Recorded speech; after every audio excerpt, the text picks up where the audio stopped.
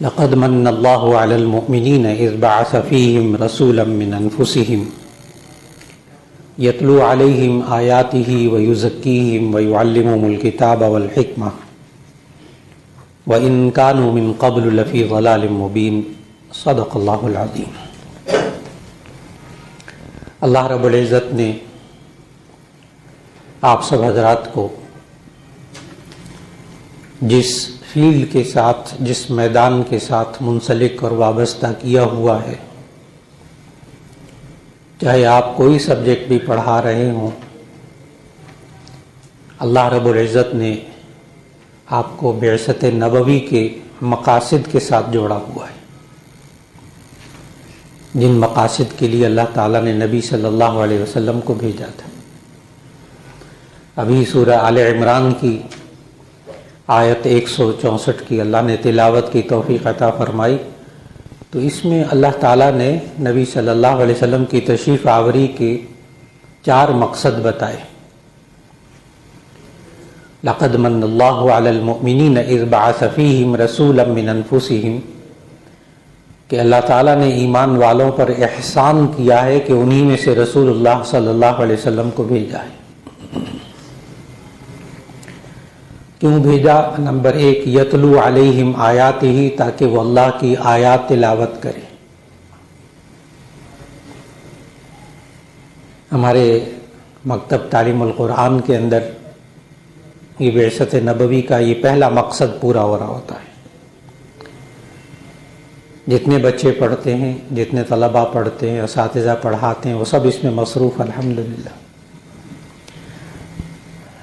Number 2، وَيُزَكِّيهِمْ، ان کے نفوس کو پاکیزہ بنانا۔ ذہن میں رکھیے گا، آپ کے ذہن میں وہ حدیث موجود، نبی صلی اللہ علیہ وسلم نے فرمایا کہ انا بعثت انما بعثت معلما، مجھے معلم ہی بنا کر بھیجا گیا ہے۔ تو جو میں نے عرض کیا نا کہ نبی صلی اللہ علیہ وسلم کا نبوی پیشہ، نبوی مقصد، نبوی میدان، یہ تزکیہ نفس کیا، جس سے ہمیں سمجھ میں آتا ہے کہ ہم تعلیم میں کیا کرتے ہیں کہ وہ یزکیہم، ان کے نفوس کو پاکیزہ بنانا۔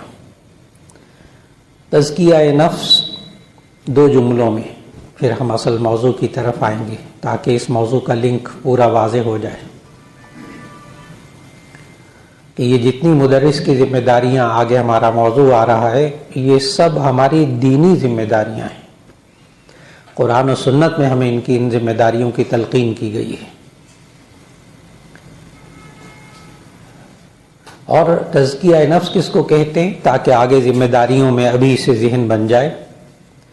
انسان کے اندر سے بری سوچوں، برے رویوں، برے اخلاق، برے کردار، بری عادتوں کو، برے اعمال کو انسان کے اندر سے نکالنا، اچھی سوچیں، اچھے رویے، اچھے اخلاق، اچھی عادتیں، اچھے اعمال اندر ڈالنا، یہ کہلاتا ہے تزکیہ نفس۔ اس کے علاوہ تزکیہ نفس کچھ نہیں ہے، اور یہی آپ حضرات کرتے ہیں۔ جس پوسٹ پہ آپ حضرات بیٹھے ہیں اور آپ کا ایجوکیشن سے تعلق ہے، آپ کی نظر اسی بات پر ہے۔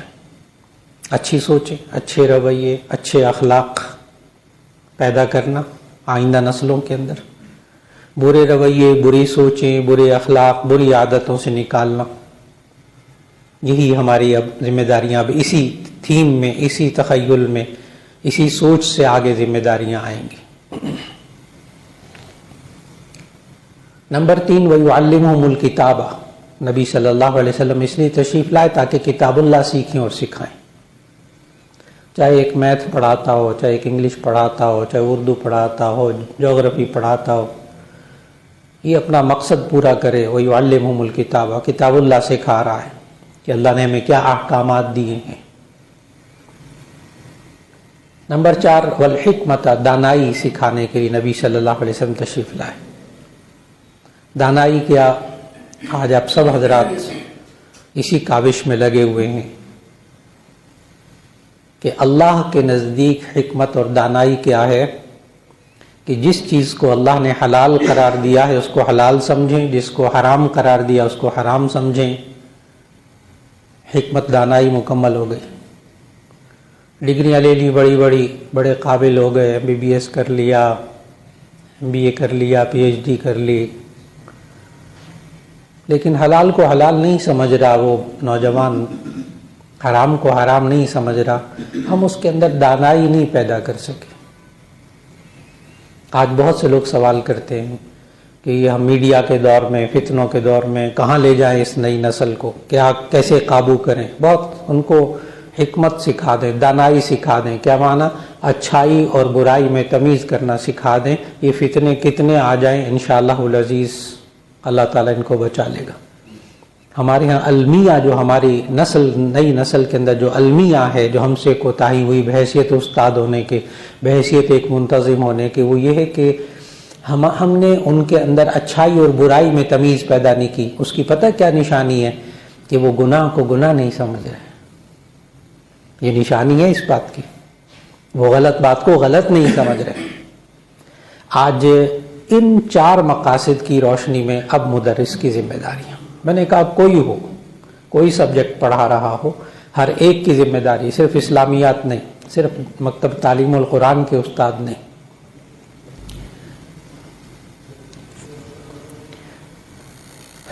نمبر 1، تدریس کے بنیادی اصولوں کا خیال رکھنا۔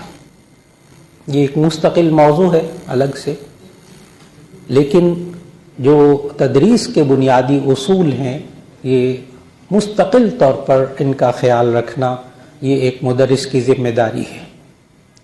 ان اصولوں کو سیکھنا، کیسے تعلیم منتقل کرنی ہے، کیسے اس کو آگے اس سبجیکٹ کے اوپر مہارت، فلاں فلاں فلاں، یہ سب چیزیں اس کے اندر آ جاتی ہیں۔ تو سب سے پہلے جو مدرس کی ذمہ داری ہے وہ ہے تدریس کے بنیادی اصولوں کا خیال رکھنا۔ نمبر 2، مدرس کی ذمہ داری خوف خدا، وقار، سکون، تواضع۔ اس کے ایک کے اندر 4 چیزیں آ رہی ہیں۔ خوف خدا، خوف پرنسپل نہیں، خوف ڈائریکٹر نہیں، خوف ناظم نہیں، بلکہ خوف خدا۔ پرنسپل ہے یا نہیں ہے، ناظم ہے یا نہیں ہے، ڈائریکٹر ہے نہیں ہے، انچارج ہے یا نہیں ہے، یہ پڑھا رہا ہے، اس کو غرض بھی نہیں کہ وہ آج آئیں کہ نہیں آئیں۔ اگر ایک مدرس، ایک استاد دوران سبق صرف اتنا کہتے ہیں، ذرا دیکھا ہے، میری اصل میں زندگی نا جامعہ شفیع میں پڑھاتے ہوئے تو الحمدللہ تقریباً 47 سال مکمل ہو گئے الحمدللہ، اور اس کے علاوہ 30 سال اسی عرصے میں جامعہ شفیع میں مسلسل پڑھاتا رہا۔ 30 سال میں مختلف کالجز، یونیورسٹی میں پڑھاتا رہا، لیکچرر ہوا، اسسٹنٹ پروفیسر ہوا، ایسوسیٹ پروفیسر ہوا، ہیڈ آف دی ڈپارٹمنٹ ہوا، ریٹائر ہوا۔ 18 سال میڈیکل یونیورسٹی میں، فاطمہ جناح میڈیکل یونیورسٹی میں بطور visiting professor first proof MBBS کو پڑھاتا رہا۔ میری گریجویشن سائیکالوجی میں ہے، پوسٹ گریجویشن اسلامک اسٹڈیز میں ہے، جامعہ شفیع سے فاضل ہوا۔ 8 سال یونیورسٹی آف لاہور میں BDS کو پڑھاتا رہا ہوں۔ یہ اس لیے بتا رہا ہوں کہ میری زندگی دونوں طرف بہت گہرائی میں گزری ہے، اس نوجوان نسل کے ساتھ بہت گہرائی میں گزری۔ خوف خدا استاد کے اندر ہو، اللہ کا ڈر، یہی چیز طالب علم کے اندر منتقل ہو جاتی ہے، خود بخود منتقل ہو جاتی ہے۔ بالکل وہ والا ڈر، اگر میں اس کی مثال دوں تو آپ نوجوان نسل کے اندر کس طرح خوف خدا، جب اس کو پتہ ہوتا ہے نا، یقین ہوتا ہے یہ نوجوان کو کہ میں موٹر سائیکل پر جا رہا ہوں اور پولیس والا چوک میں کھڑا ہے اور مجھے دیکھ رہا ہے، یہ کبھی اشارہ کراس نہیں کرتا۔ ہم نوجوان نسل کے اندر، اپنے بچے اور بچیوں کے اندر ہم یہ چیز کیوں نہیں پیدا کر سکے کہ اللہ دیکھ رہا ہے؟ اس لیے کہ اس کا تذکرہ بار بار اللہ کی بڑائی، اللہ کی قدرت، اللہ ایسے پکڑ کرتا ہے، اللہ ایسے انعام دیتا ہے، اللہ ایسے، وہ خوف خدا، وہ چیز، وہ مجھے پولیس والا دیکھ رہا ہے اس لیے وہ قانون کی خلاف ورزی نہیں کر رہا، یہی چیز اگر پیدا ہو جائے۔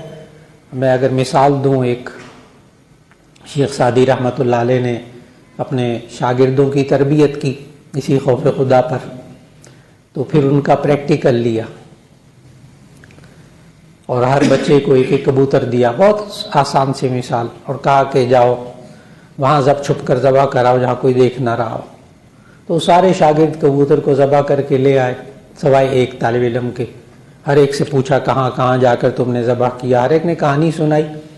پھر وہ ایک جو زندہ کبوتر واپس لے آیا تھا اس کو ڈانٹا استاد نے، اللہ کے بندے تمہیں کوئی جگہ نہیں ملی تھی۔ تو اس نے جو جواب دیا وہ سننے والا ہے، اس نے کہا کہ آپ نے خود ہی کہا تھا وہاں ذبح کرنا جہاں کوئی نہ دیکھ رہا ہو، تو میں جہاں جاتا تھا چھپ کر وہ اللہ دیکھ رہا ہوتا تھا۔ تو پھر استاد نے کہا کہ ایک پاس باقی فیل، ایک پاس باقی فیل، یعنی جن پر محنت کی اس محنت کا پھل کیا ہے۔ اور یہ طویل محنت ہے، یہ ایک دو دفعہ کہنے سے نہیں ہوتا، طویل محنت۔ استاد کے اوپر خود بھی یہ کیفیت ہو، خوف خدا والی۔ وقار، وقار، استاد کے اندر وقار جو ہے وہ استاد کا زیور ہے۔ وقار کو عربی میں کہتے ہیں الانات، الانات، وقار، پرسکون ہو کر طبیعت میں ٹھہراؤ کے ساتھ، ترتیب کے ساتھ، ڈسپلن کے ساتھ، نظم کے ساتھ کام کو انجام دینا۔ یہ لفظ جو حدیث میں جہاں آیا اس سے ہمیں سمجھ میں آئے گا کہ کیا ہے۔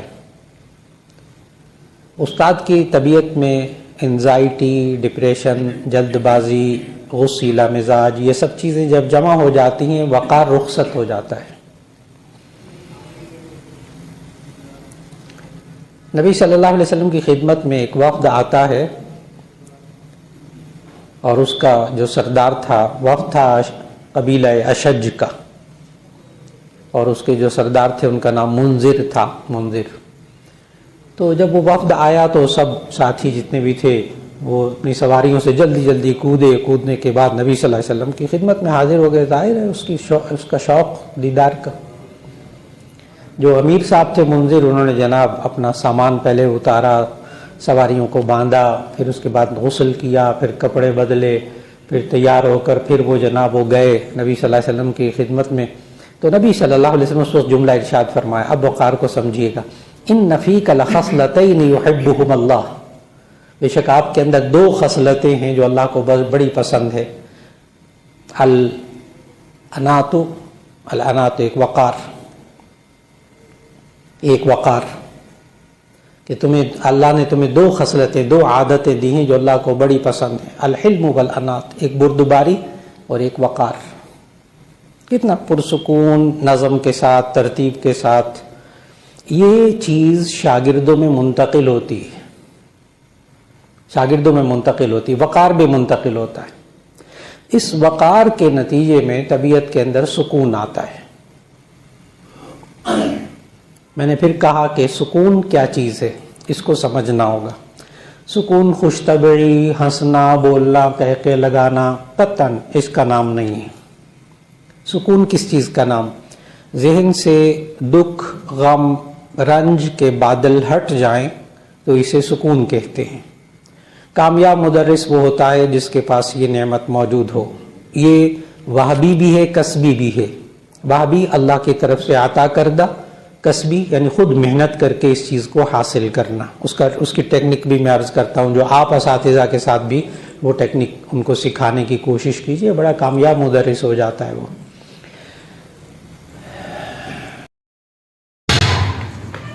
دیکھ لیا